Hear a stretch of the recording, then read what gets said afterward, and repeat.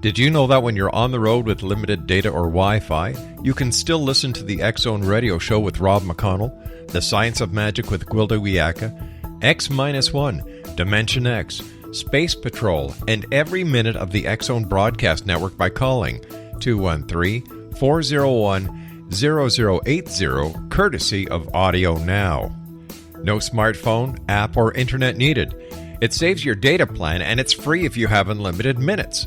Call 213-401-0080 to listen on any phone, anytime, anywhere. Remember 213-401-0080 for the best of the paranormal, parapsychology, and sci-fi radio programming anywhere, 24/7, 365.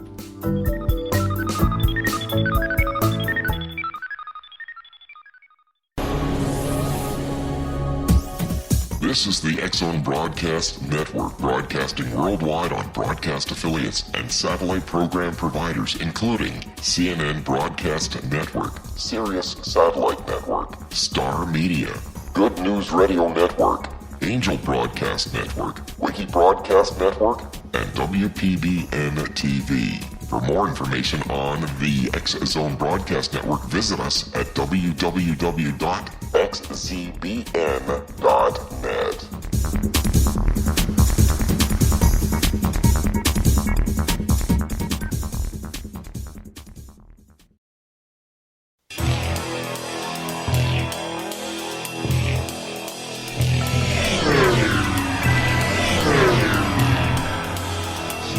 This is A Different Perspective with Kevin Randle. A retired U.S. Lieutenant Colonel, Kevin Randle has been studying UFOs for nearly 50 years. Kevin has investigated some of the most famous UFO cases in the world and has been consulted for dozens of documentaries about UFOs. Considered one of the leading experts into the Roswell UFO crash of 1947, Kevin has written more than 25 books about UFOs, including the recently published Roswell in the 21st Century. Now, here is the host of A Different Perspective, Kevin Randle.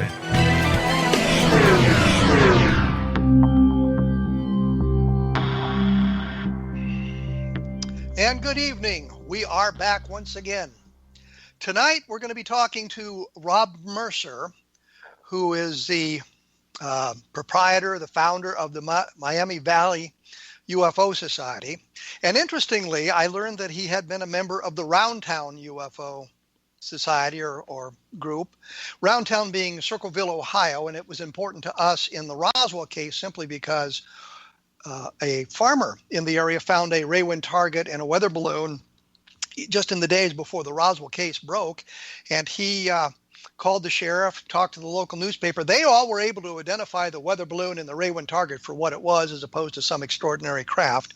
And I had gotten a lot of help from members of the Roundtown UFO Society for their assistance in that part of the investigation. So I was delighted to learn that Rob Mercer, who is the guest tonight, is or had been or still is a member of the Roundtown UFO Society. So Rob, can you tell us a little bit? Well, first, welcome, and then can you tell us a little bit about yourself? All right. Well, thanks for having me on. I've been a follower of the UFO movement as far as reading about it and watching my whole life. And a few years ago, as my daughter started to get a little older, and I found myself having some more free time, I started taking it a little more serious. And I was listening to Coast to Coast one night, and they had a MUFON chief on there that was basically advertising, looking for people to join up and become investigators. So I went ahead and bought the book and went through the whole deal and became one pretty quick after that. And that's where I met the guys from Roundtown and joined up with their group. And they kind of gave me the idea of starting this group since I'm over on the east side or west side of Ohio, over here near Wright Pat. Pete Harninger, you probably know him if you've dealt with him. He had the idea, he told me you need to start a group over there and try to get people to tell some stories. So that's what I did, and he is a real good guy. He's taught me a lot so far. I stuck with MUFON I was there for about 2 years investigating, worked my way up to state section director. Was very busy. I think I had close to 140 cases in those 2 years. which keeps you busy a lot. Of those 140 cases, how many turned out to be mundane? Did you find explanations for? Probably 90% of them. I mean, it's real hard now with all the drones in the air. You know, it's to get good cases. I think there's just so many different things out there that can be faked anymore. It's real hard. I mean, I say 90%, but you know, there's always doubt on even those. But yeah, I had a few though. I had a few that the witness was so reliable, and you know, you just when you're talking to them, see it in their eyes. You know, the bigger craft that they see. But I would say it was probably about 90% for me. And that kept. But I had to give it up because you were too busy. Working and busy with work, and it was a lot of time as far as deadlines when you're doing that. And it probably cost a little bit of money too, because you had to travel around to talk to the people and that sort of thing. Oh yeah, Ohio's a big state with a lot of people and a lot of sightings, and even to this day, there's still only 4 investigators here, 4 or 5, and you know, with 88 counties, you find yourself stretched pretty thin. So I pretty much had the whole western half of Ohio down to the Ohio River up to. I drove up to Toledo before. I mean, I've done a fair bit of driving on those. So it was time consuming. I'd probably devote 20 hours to each case. And when you're working full time plus and you have a family, it's tough. I plan to go back to it in a few years when my daughter gets out of college and I have a little more free time. And a little bit more money with the daughter in college. Right. I don't discourage anybody from doing it. I enjoyed it. I don't regret ever doing it. Like I say, I'll go back eventually, but if anybody's out there is thinking about doing something like that, I don't discourage them. Well, I think that, it's a hobby that can just suck a lot of time and money and energy out of you if you get really involved in it. Yeah, but that's the first thing Pete told me from around town, that don't let it consume you.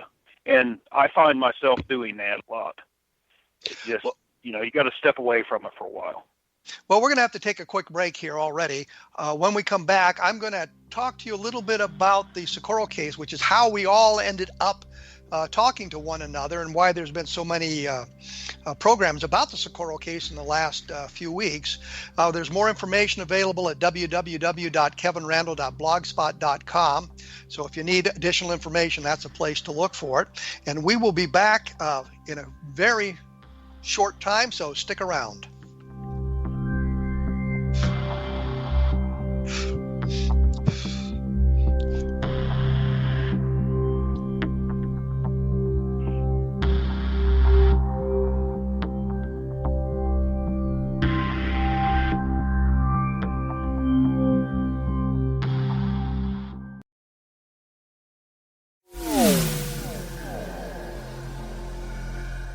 This is Kevin Randle. For nearly 30 years, I have been investigating the case of the Roswell UFO. I have interviewed hundreds of people and stood on the crash site. Now in Roswell in the 21st century, I have reviewed dozens of hours of audio and videotaped interviews, examined hundreds of files that relate to the crash, and have returned to Roswell in an attempt to put all that information into the proper perspective. For the first time in Roswell in the 21st century, I have made a dispassionate reevaluation of all that material and provide a new look at what happened. This is a book that clears away all the clutter that has hidden the truth for so long, strips away the various lies that surround the case, exposes the Air Force attempts at cover-up, and found a core of solid information that tells us all where the case stands today. Roswell in the 21st century will be available in just a few weeks. For more information, please visit my website at www.kevinrandle.blogspot.com.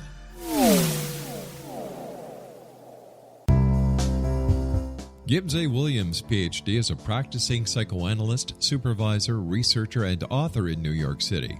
Much of his life has been dedicated to understanding nature and the uses of meaningful coincidences or synchronicities. His radical and original non-Jungian, non-mystical, non-magical theory of synchronicities illuminates much of the fog surrounding this challenging and perplexing topic. His ideas and manners are fresh, presented in a style that is both entertaining and highly informative. He is also an expert on crisis intervention specially focused on violence reduction for the police and citizens, mastering anxiety, frustration, and stress without the use of medication, and effectively preventing and treating heroin addiction. Dr. Williams can be contacted at his email address at gwwilliamsny11@aol.com or visit his website at www.drgibbswilliams.com.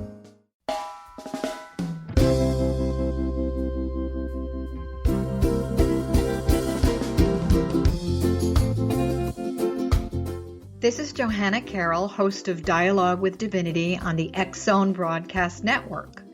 While walking along Kaanapali Beach in Maui this past year, I kept discovering all these shells and coral in the shape of hearts. My dialogue with Divinity was very simple. Do you want me to do a retreat to heal people's hearts in Maui next year? And of course, the answer was yes. As a master spiritual teacher, I am offering you a neat retreat called Rise, May 8th through the 12th, 2017, and the chance of a lifetime to rest at a 5-star resort for 5 days and experience a spiritual renewal of your heart and soul. Kaanapali is one of the top 5 beaches in the world. This stunning resort has undergone a $40 million renovation. I walked the entire property, checked out the room choices on your behalf, and I must say it is stunning. Our conference room faces the ocean with sliding glass doors. Maui is known as Mother Maui because it is a soft, gentle, healing energy.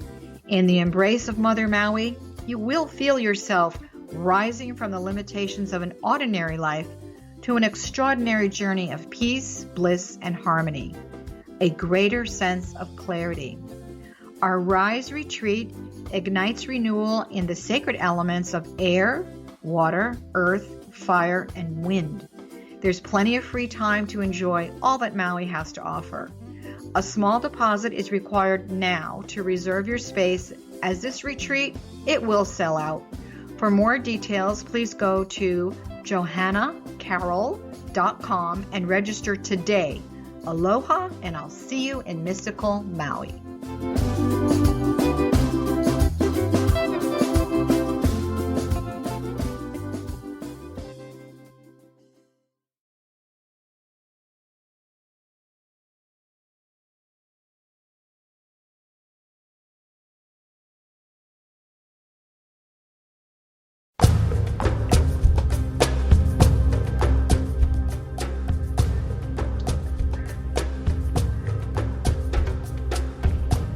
And ready or not, we are back. I'm speaking with Rob Mercer, who is a UFO researcher from a long time ago. He is the host, I guess, of the Miami Valley UFO Society website, which you all can take a look at, and that's going to become important here in a few moments. We have Rob today because of the Socorro UFO case, which I said just before the break. And what happened is I had called or emailed MUFON's Public Affairs and asked them if they had some people who would like to appear on the program. And they'd sent me the name of Ben Moss and Tony Angiello. And they talked about Socorro and said some things about Socorro that I had not been aware of, and suggested that they had the real Project Blue Book files, and they had gotten that material from a fellow named Rob Mercer. So I contacted Rob Mercer, and he was very, very helpful in answering my questions. And this is how we ended up with Ray Stanford on the program and Carmen Morano, who had been the man who had those files. So I'm going to let Rob kind of explain to you how he ended up with literally boxes of files from Project Blue Book and some of the things that he might have found in there and how it all kind of relates to the Socorro case. So Rob, you're going to garage sales and you find a box of you were following Craigslist, I guess it was. So I'll let you tell it because I'm getting the story screwed up here. So you're reading Craigslist. So explain how that all came about. Okay. Well, like I say, I live in Springfield, Ohio, which is a little east of Dayton. I worked in that area as a plumber, which I still do, but I worked around Right Pat for about 15 years ago. And, I was going to people's houses. First of all, you'd be stunned, well, probably not, but how many people collected things and studied UFOs? I mean, it's a bit big part of the population. It always amazed me how many houses I'd see nice collections in, books, folders, and especially around the base, and a lot of people that I'm assuming work there where their houses were located. But at that point, I've always kept an eye out at garage sales, and I'd find UFO magazines and books. I have a pretty good collection. And I started going to the thrift stores. There are several of them in that area, and you always find stuff there. Also, same thing. I'll go in and find UFO books all the time, photos from Right Pat. I found some fairly neat things. I don't really have time to explain on here. But in 2013, I had been doing it for a while. I would just get on there and do a search in our area for UFOs. But by getting on there, you mean onto the internet, onto Craigslist? On the Craigslist, just go to their website, and you bring up your area, which is, for me, it's the Dayton area, and I would literally in the for sale section just type in UFOs, and I had been checking it for a year, 2 years probably, every week or two. I just, when I think about it, do it. Well, I had just come back from one of our monthly MUFON meetings in 2013, and sat down that night and wasn't ready to go to bed, and decided I'd do a search again, and lo and behold, the ad popped up saying a guy had Project Blue Book files that belonged to a lieutenant. I think it said a captain in Project Blue Book. And he had a spread, and I've got the ad on my website if people want to look at it. So MiamiValleyUFOSociety.com. You just go to the Inside Project Blue Book page, and I've got it loaded with materials. But he had a spread laid out with some photos in a folder. He said there was a film and a few other items, and he won $100 for everything. So this was about midnight. I sent him a text. He had his phone number on there. Went to bed kind of excited. And the next day at work, he responded to my text message and told me he still had them. I got on the phone with him. He said he still had them, and he more or less reiterated the story that he had bought a pile of lumber at an auction in a garage in Fairborn a few months back. And when he was cleaning out this lumber at the end, there was a box under it, and he took it with him because he was the last person in there. It was his job to get the stuff out of there. And that's where all this materials had come from.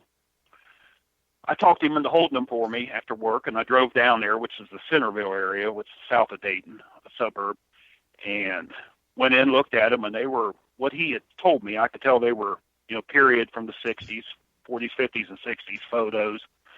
They were put together in binders from that area. There were some loose papers and basically everything he described. So I gave him what he wanted for him and took off out of there. As soon as I got in my truck, I made sure I screenshot the ad on my phone because I did not want to not have that in case I ever got in trouble for having these files. I mean, that's just, I guess it was my instinct. Got home, started looking through them, spent a few days. I called the guys from Rufo's around town over. One of our state director from MUFON came over, and we spent a Saturday looking through them.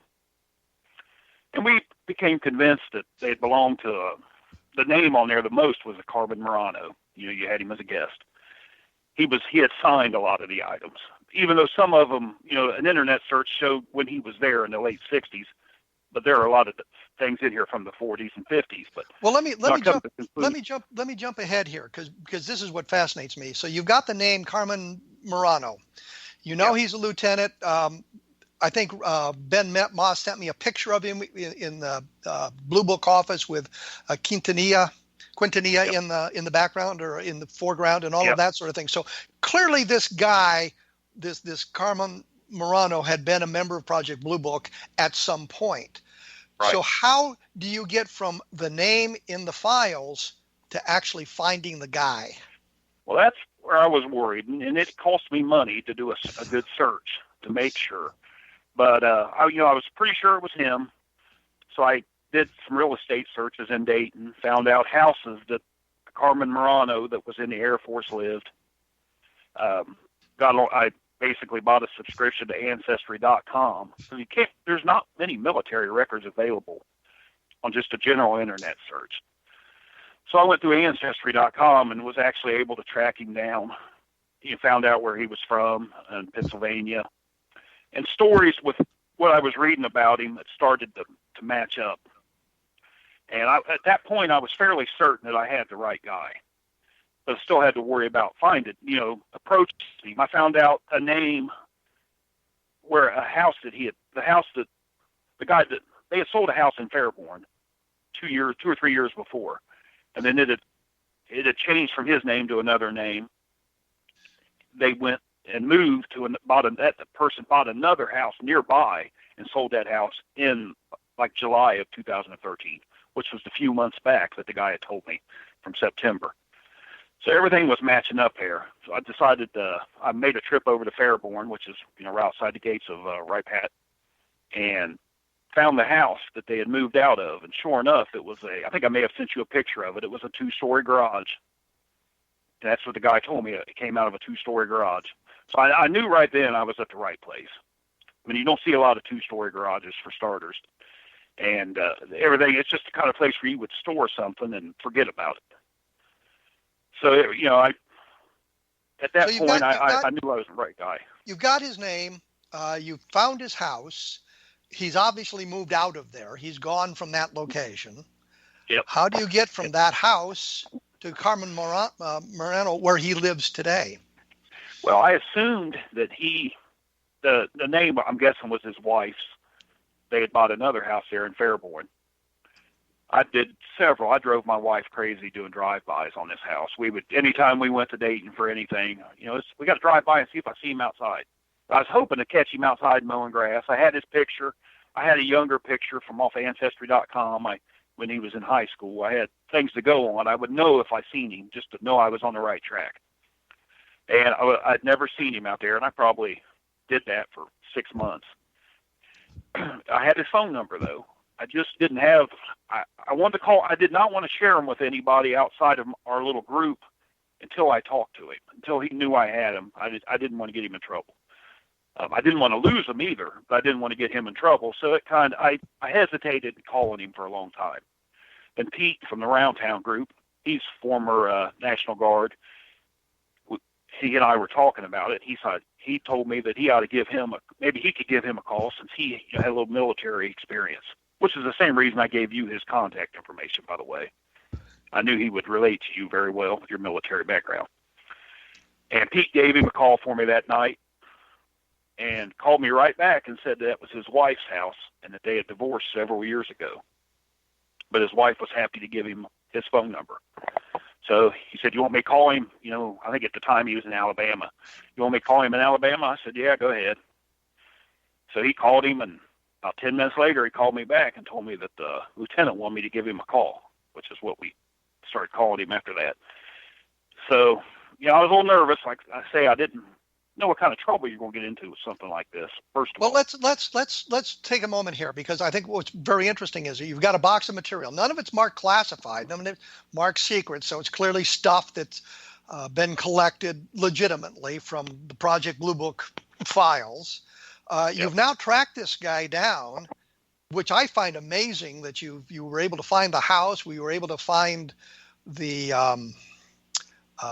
ex-wife and all of that and get to him in Alabama.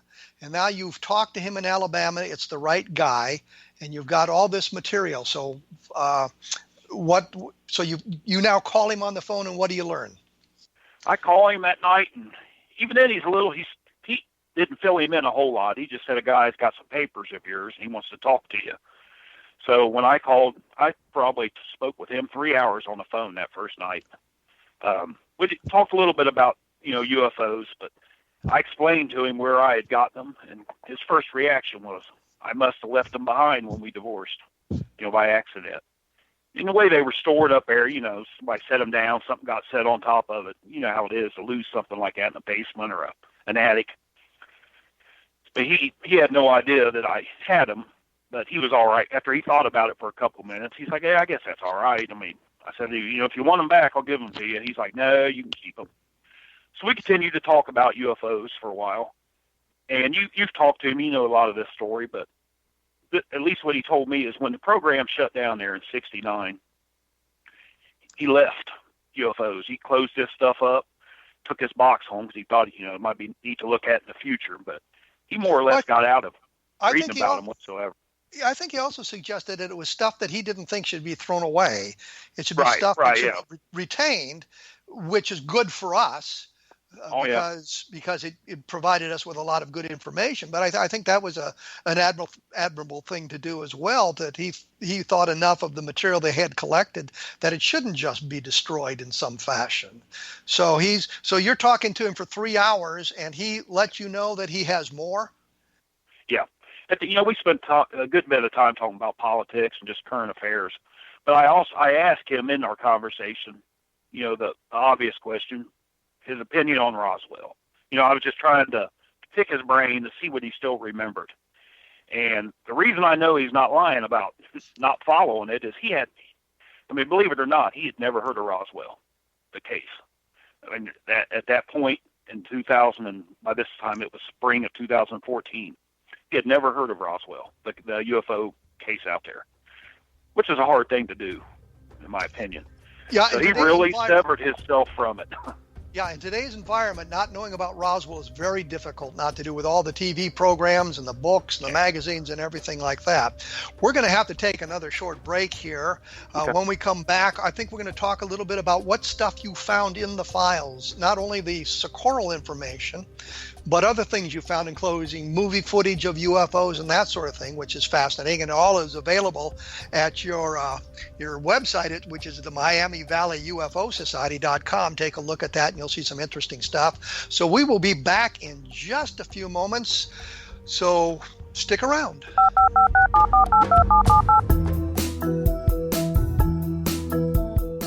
Did you know that when you're on the road with limited data or Wi-Fi, you can still listen to the X-Zone Radio Show with Rob McConnell, The Science of Magic with Gwilda Wiyaka, X-1, Dimension X, Space Patrol, and every minute of the X-Zone Broadcast Network by calling 213-401-0080, courtesy of Audio Now. No smartphone, app, or internet needed. It saves your data plan, and it's free if you have unlimited minutes. Call 213-401-0080 to listen on any phone, anytime, anywhere. Remember 213-401-0080 for the best of the paranormal, parapsychology, and sci-fi radio programming anywhere, 24/7, 365.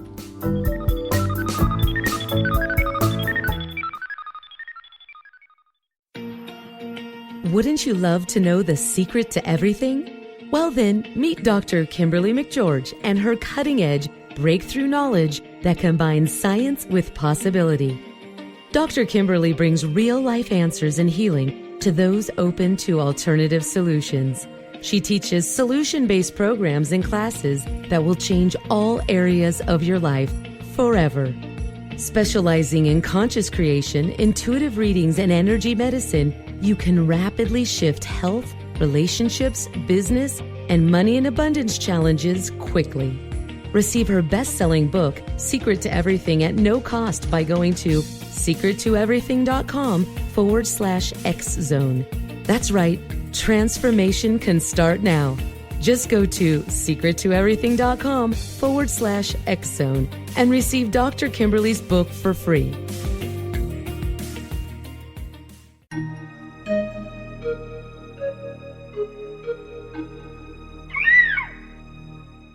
While science pursues fact, magic accesses the quantum level, bridging random facts to form truth.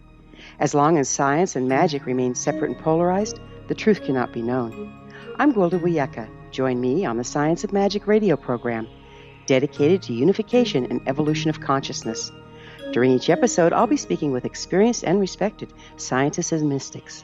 From astrologers to astronomers, from medical doctors to shaman, the scientific method to dowsing and intuition, we'll weave together information from seemingly divergent practices to promote unity and enlightenment. Join me, Gwilda Wiyaka, and the Science of Magic right here on the Mutual Broadcast Network. For more information, visit www.thescienceofmagic.net.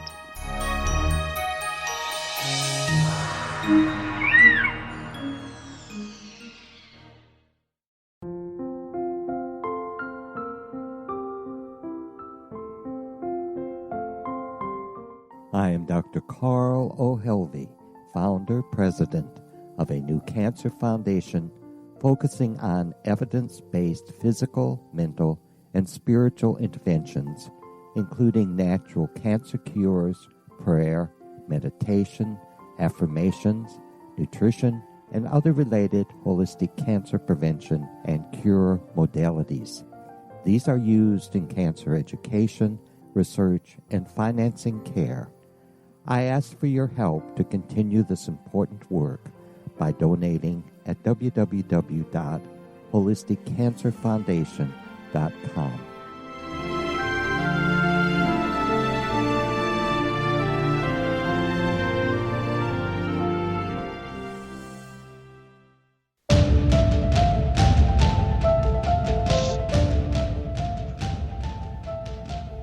And we are back talking to Rob Mercer of MUFON and the Miami Valley UFO Society, talking about these boxes of material. Now, he's recovered from a former Project Blue Book officer that we had on the program a couple of weeks ago.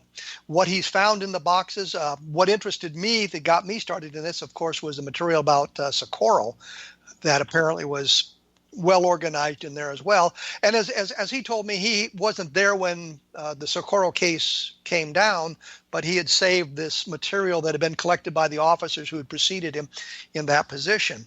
So you've talked to the guy now. He tells you he has additional boxes and that you can have them if you want them. Is that correct? Yep. After towards the end of our conversation there, he said, you really sound like you like this stuff. I said, I do. That's, it's a hobby.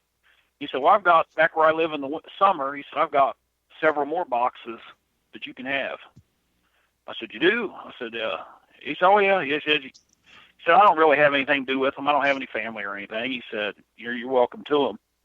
I said, well, I can meet you up there and pick them up sometime, it's in upstate Pennsylvania. And he said, no, I'll just mail them to you. He said, just give me a call in a couple weeks and remind me, and I'll send them to you. So I went, I was a little bit excited about that. I wasn't sure if he would follow through, right off the bat, but I gave him a month and called him back, and he remembered and said, yeah, I got to sort through them here and get the garbage and stuff out of them, and I'll send them down to you. And I said, I'll take the garbage.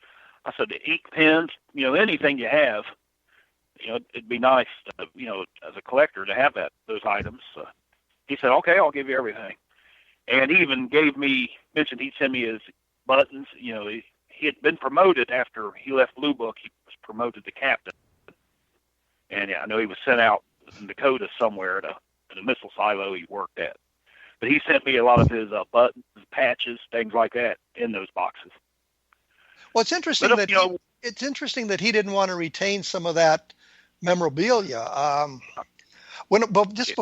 Interesting, and I digress here, but it's kind of interesting. When I was about to go to Iraq, I talked to a number of friends of mine that had been in Vietnam with us, and we can wear combat patches. On our uniform, you can wear a patch if you served in combat with it, even though you're not assigned to that unit anymore. And so I wrote to him. I said, anybody got an old 1st Aviation Brigade patch that they wore in Vietnam? And I got a couple of those. So I was wearing 1st Aviation Brigade patches that had been in Vietnam while I was serving in Iraq. So I find it a little bit surprising that he didn't want to keep some of that memorabilia, but he sent the whole kit and caboodle to you. Well, I mean, it appears to just be his captain items. I don't have anything from when he was with Blue Book as far as that goes. This stuff seemed to be new and unused, or hardly used. But it was mainly captain pins, yep. Patches, and they're blue off of blue uniforms. Some of the patches were. So you've got these boxes of stuff. Oh yeah, it was like Christmas. What was the most exciting thing you found in those boxes? Well, when they showed up, first of all, I come home, work, and they're sitting on my front porch, and they are heavy. I bring them in, open them, and it's just stacks of papers that look like they've been cut. A deck of cards that's just been cut, moved, and stacked. They weren't real organized. I was finding, a lot of, and keep in mind, I'm not a Blue Book expert. And especially then, I was not a Blue Book expert. So I opened them up, and I'm seeing blue books that say Blue Book on them. Right then I'm excited because I've never seen anything like this before. I have now on the internet. I know things like that do exist. Film canisters, slides. There were, in the first box I got, there were those 3 books with all the cases from 47 to 69, listed, unredacted. Nothing in here is redacted at all. Complete folders. I think I sent you a copy of the 2 from New Mexico there. Yes. There were probably about a dozen other complete folders like that with actual 3-digit case numbers on them, so I knew they were old. They have to be before Morano's time of even when he said he put the stuff together for the press. This stuff had to already be put together because of the case numbers and the way they are. There was just books from NASA about physics. The books that, as I'm looking through it, I'm figuring out that, because even then we really hadn't talked about what it all was. I just was sorting through it. Books that they use for investigating.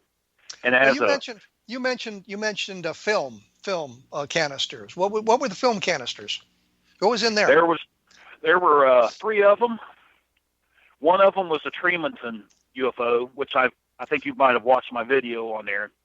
And then you had the Moline, Illinois from 67, that canister came with the first batch I got from the guy on Craigslist. And then there was also a microfiche, which to this day I've never watched yet. I need to take it down to our library and check it out. It just says Meteor Report. And then there was another film in there that says FTD UFO Unclassified 66/M-1-56. Not sure what that means, if it's from 1966, 1956, but you can see a little white dot. It's nothing exciting, but it was something I can't find any information on that one. That's one of the ones that it's just what's on the films, what's on there. Well, can't find a specific case. Back in the olden days, as I was working on some of this stuff, I had learned that the films that had been collected by Blue Book, the films as opposed to the photographs and the slides, had gone to their audiovisual unit out in California, and I was able to get a copy of the films. And there are some films in there that are just, one of them seemed to have a big statue in front of it, and there's a light that went behind it. There was one from the movie, I forget the name, Tony Franciosa was in it. It was a Western, and behind him you see this white light go behind him while he's sitting on the horse. Not a lot of information. The Moline, Illinois one was taken by a police officer, I believe, back in the 1960s. And it was witnessed by a nun and a whole bunch of school children from the Catholic school at the same time. But again, it's just a white dot. It's nothing exciting. The Tremonton movie, which you have on your website there, has a big black line down the middle. And from what I've been told is this is a result of a scratch that was in one of the duplicates they made it from, and each time they duplicated the film, the scratch got bigger and bigger and bigger, so this big black line through it. But that tells me that it was legitimately from Project Blue Book, because the scratch goes all the way through the film. So some very interesting things in that respect. Oh, and of course, when I seen that one, and I had read, I've seen movies, the UFO movie, I've read about that one. I knew that the Newhouse always said there were some feet missing off of the film. And of course, that's the first thing I was wondering. Oh, do I have those missing feet? But once I got it transferred, I didn't see anything different. And that's the Newhouse is the photographer. He was a Navy ward officer at the time, and his actual job in the Navy was as a motion picture photographer. So he was in Tremonton, Utah, when he saw these things, and his wife, I guess, pointed it out to him, and they saw these, what they said were like 2 saucers put together, and they stopped the car, and he dug his camera out, and by the time he got the camera out, they had moved off into the distance. So all we really see are these white dots sort of meandering in the sky. Around about noon, a very bright blue sky back in July of 1952. The missing footage, however, in tracing this stuff down, I found a letter from the Air Force, and the missing footage was actually vacation film of Newhouse and his family, and the Air Force had taken that off and sent that material back to him, so they just kept the footage. And there's nothing in the documentation, either from Newhouse or the military, that suggests that any footage of the actual crafts are missing.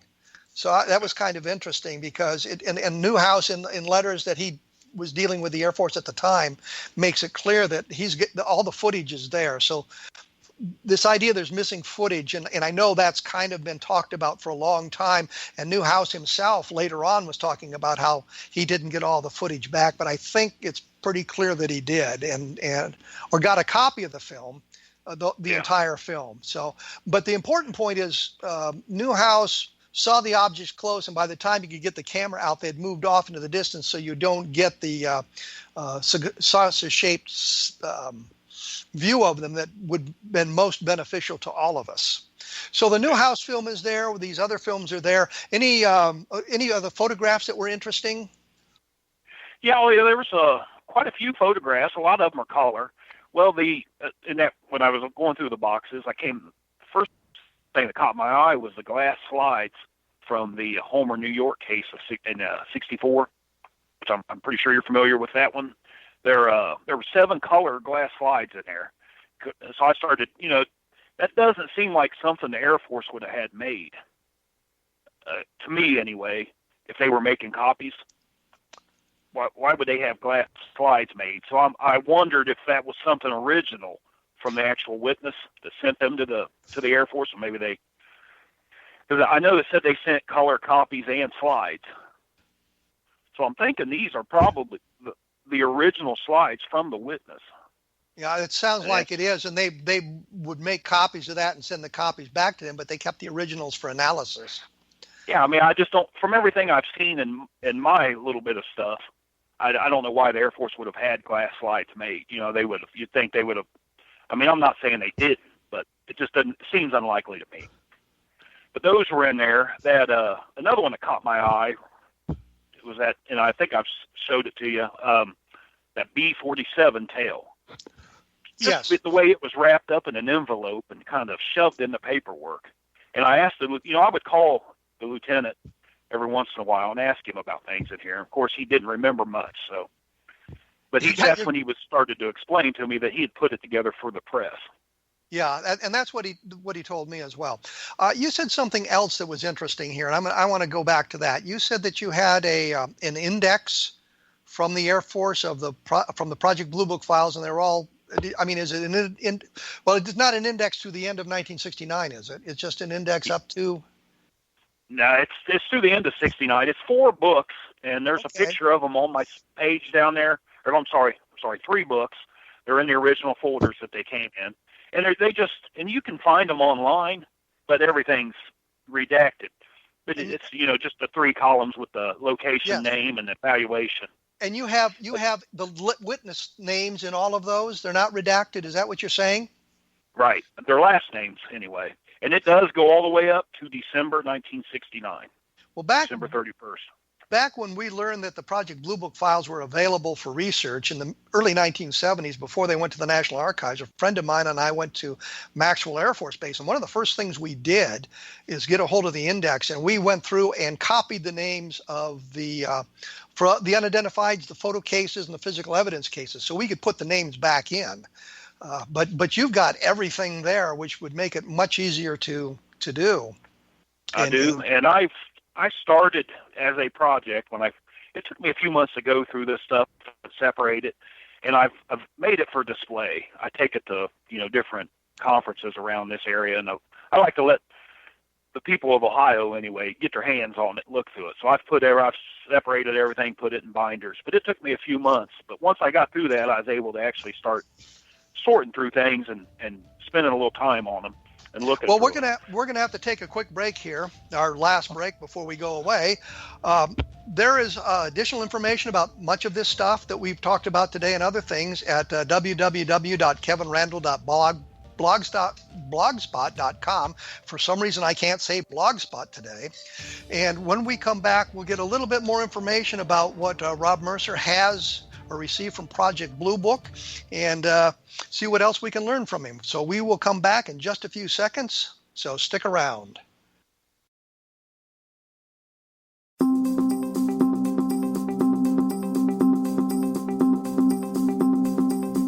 As host of Dialogue with Divinity, I am thrilled to join the X Zone Broadcast Network and their growing number of affiliates. My quest for a connection to the divine ignited my successful career path as an international spiritual counselor for over 40 years, and author of 4 books, and well-known metaphysical educator. My clients call me their spiritual mama. So my job is to offer you a radio show to help you grow spiritually with wisdom and get specific tools from guests who are experts in their field.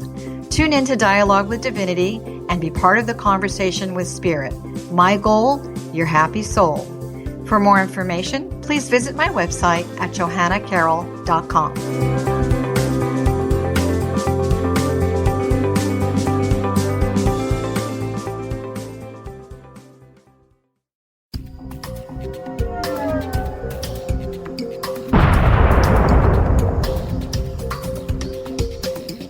Coming soon to the X-Zone Broadcast Network is A Different Perspective with me, Kevin Randle, as your host. We'll be taking a close look at what is happening in the world of UFOs today with side trips into the paranormal. Guests will range from those who are household names to those who have a different perspective on a variety of topics.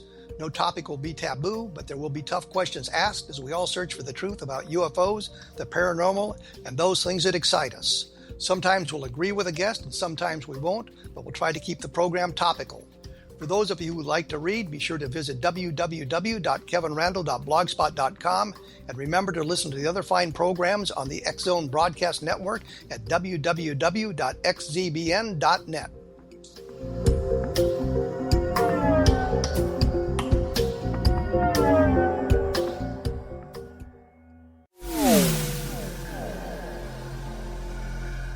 This is Kevin Randle.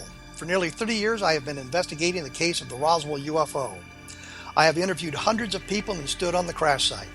Now in Roswell in the 21st century, I have reviewed dozens of hours of audio and videotaped interviews, examined hundreds of files that relate to the crash, and have returned to Roswell in an attempt to put all that information into the proper perspective. For the first time in Roswell in the 21st century, I have made a dispassionate reevaluation of all that material and provide a new look at what happened.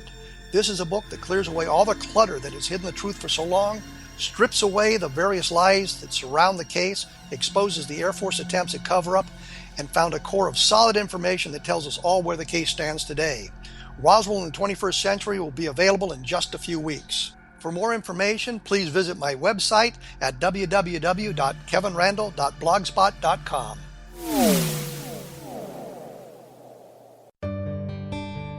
Afterlife expert Roberta Grimes was the first one to say that dying can be fun. Now her best-selling book, The Fun of Dying, is available in stores worldwide. So if you wonder whether death ends life, how it feels to die, or what heaven might be like, The Fun of Dying was written for you. And if you have always been afraid of death, or if you worry that your life has no meaning, let The Fun of Dying ease your fears and bring new meaning to your life. Nothing said in The Fun of Dying is based on the teachings of any religion. Instead, Roberta draws on evidence to explain how death happens, how it feels, and what comes next. A lot of the best death-related evidence was produced in the first half of the 20th century. When it is put together with recent discoveries, it tells a consistent and amazing story. Roberta Grimes blogs and answers questions at robertagrimes.com. Her wonderful book, The Fun of Dying, is available on Amazon and at stores worldwide wherever books are sold.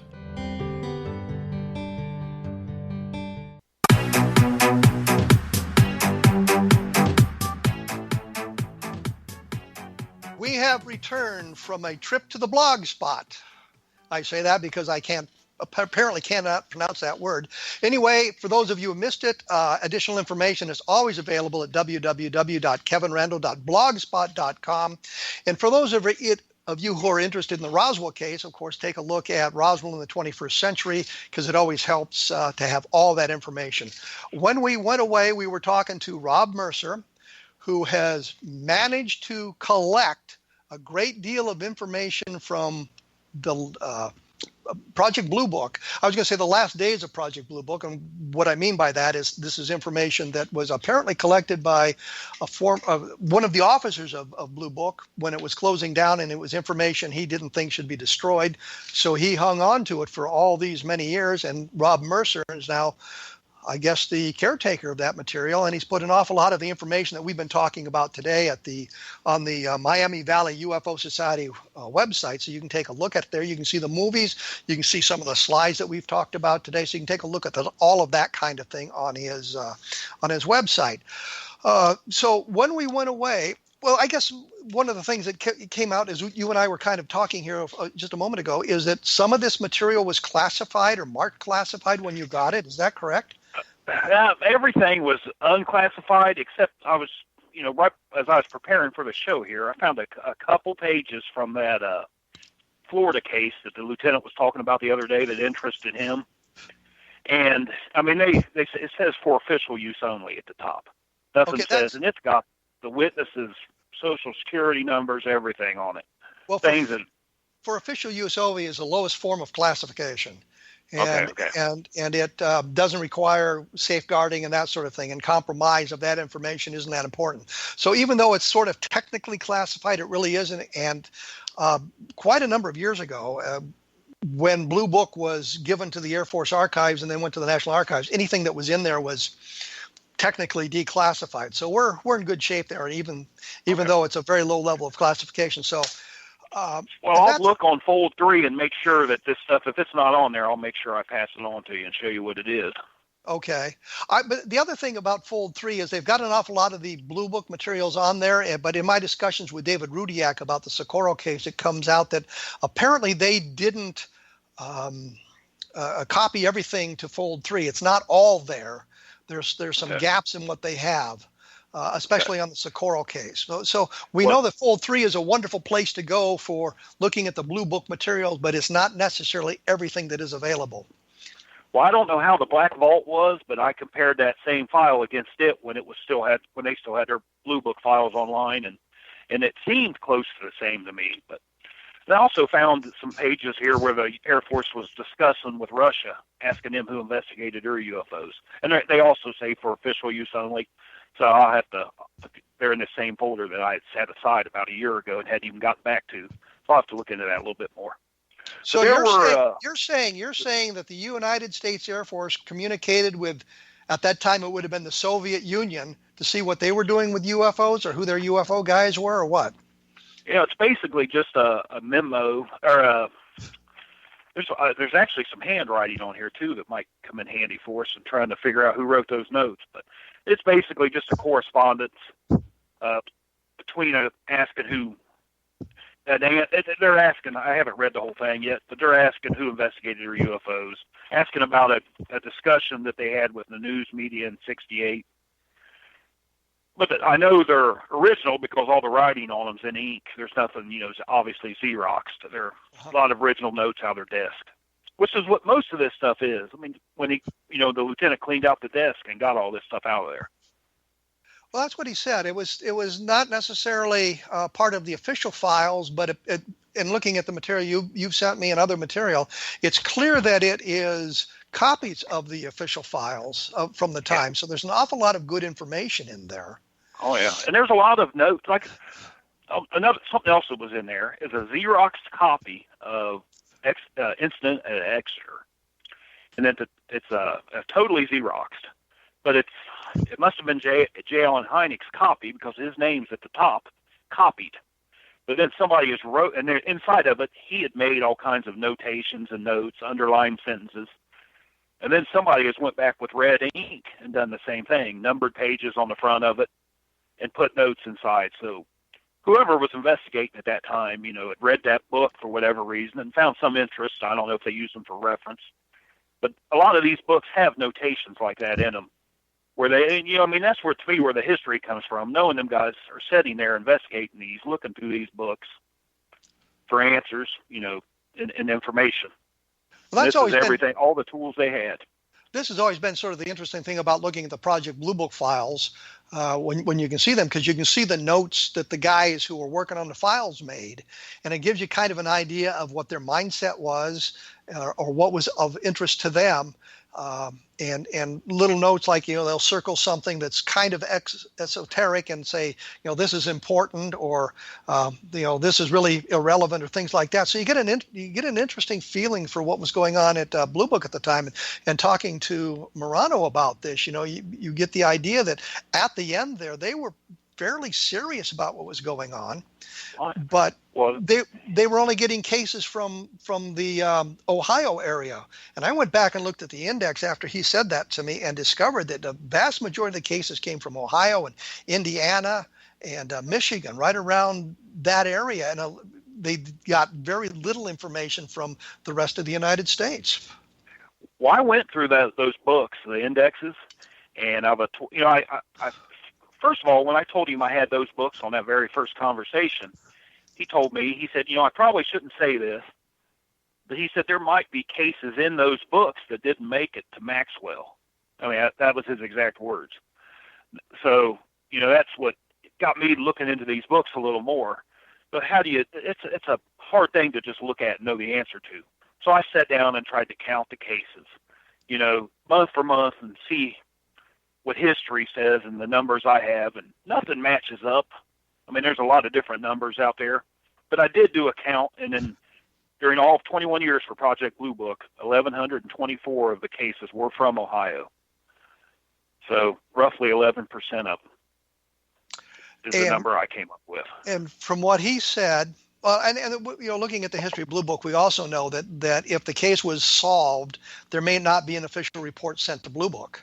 It was solved by the local UFO guy, and they didn't bother sending it to Blue Book. There's an awful lot of cases where it's labeled as insufficient data for a scientific analysis, which is not an answer, but it also doesn't fit into the unidentified category. And I think I made a survey once and discovered like 45% of the cases were insufficient data for a scientific analysis. So there's an awful lot of unexplained cases in the Project Blue Book files, and some of those that were insufficient data are in fact insufficient data. You really can't see much about it. Yeah, that's true. And I've got a lot of memos, and they'll just say info only, no case. A lot of paperwork like that. Or at the bottom of the index pages, there'll be information only cases, and it's like newspaper clippings and that sort of thing. Yep. As opposed to. And that's another thing. Yes. Go ahead. I'm sorry. No, go ahead. That's another thing they had. There was just a stack of newspaper clippings all the way back to the early 50s. Just anything that discussed about a UFO, they had somebody had taken the time to collect them. Well, and some of them may be case related. Ruppelt said when he took over Blue Book in 1951, when it was still Project Grudge, that one of the first things he did was sign up for a clipping service.